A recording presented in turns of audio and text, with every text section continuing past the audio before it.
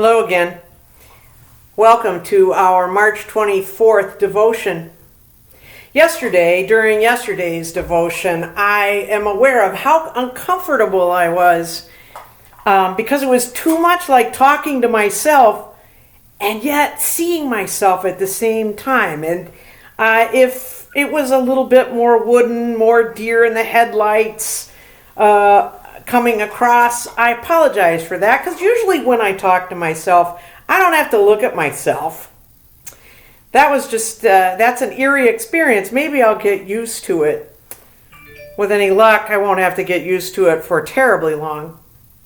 And it's also disconcerting because then you see things about yourself that you maybe don't dwell on in other instances, like, the number of chins that you've grown in the last 15 years. And not to mention the fact that the devotion went on much longer than I'd anticipated. Much longer. People have told me that I talk too much for 40 years, but I was aiming at 3 minutes or 5 and not 8, and that's a little disconcerting too. So clearly I've had to face in the last 24 hours some unpleasant truths. Maybe not terribly bad ones, but still unpleasant. As each day ensues, I imagine that we are going to all have such moments where we get to see ourselves more clearly than as at other times. To see ourselves, how we live with one another, to see ourselves or to see the nature and the depth of our faith as it has been in the past, and to see the practice of our care of our brothers and sisters in humanity, in their vulnerability, in their cussedness. These will be moments when we'll be able truly to regard the logs in our own eyes, right down to the texture of the bark and the circumference of the trunk, as the Jesus of Matthew's Gospel so aptly puts it, rather than the specks in our neighbor's eyes. Truly, not terribly close enough to see those, are we? Perhaps these days will give us an opportunity to look at ourselves so clearly, to see how we parent, to see how we are offspring of our parents, and how we care for them, no matter how old we are. Perhaps these days will help us to see how we prioritize our lives in a different way. Perhaps these days will allow us to see the places we've been absent when we should have been present, and where we've had our hands on and in things when we might well have taken our hands off and released our grip. These days may give us opportunity to see clearly things like that.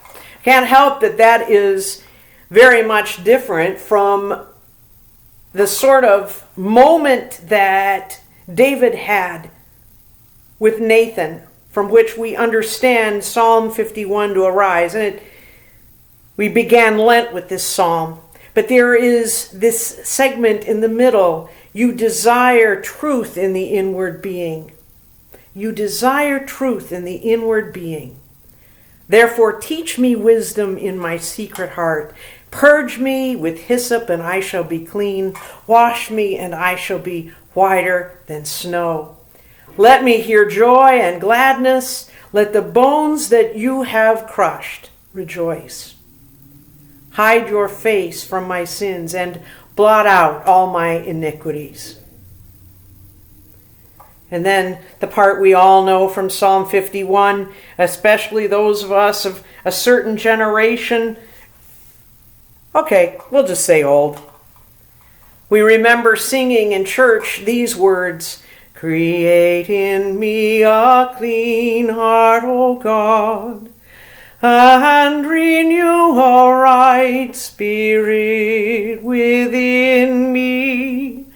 Cast me not away from thy presence, and take not thy Holy Spirit from me. Restore unto me the joy of thy salvation, and uphold me with thy free Spirit.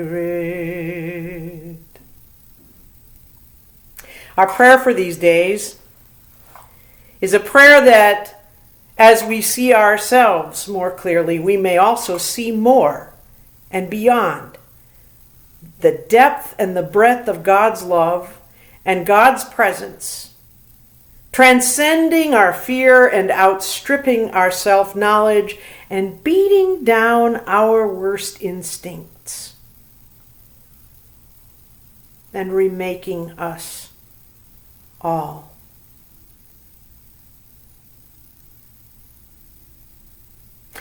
Thank you for your time today. Pray for one another. God's peace.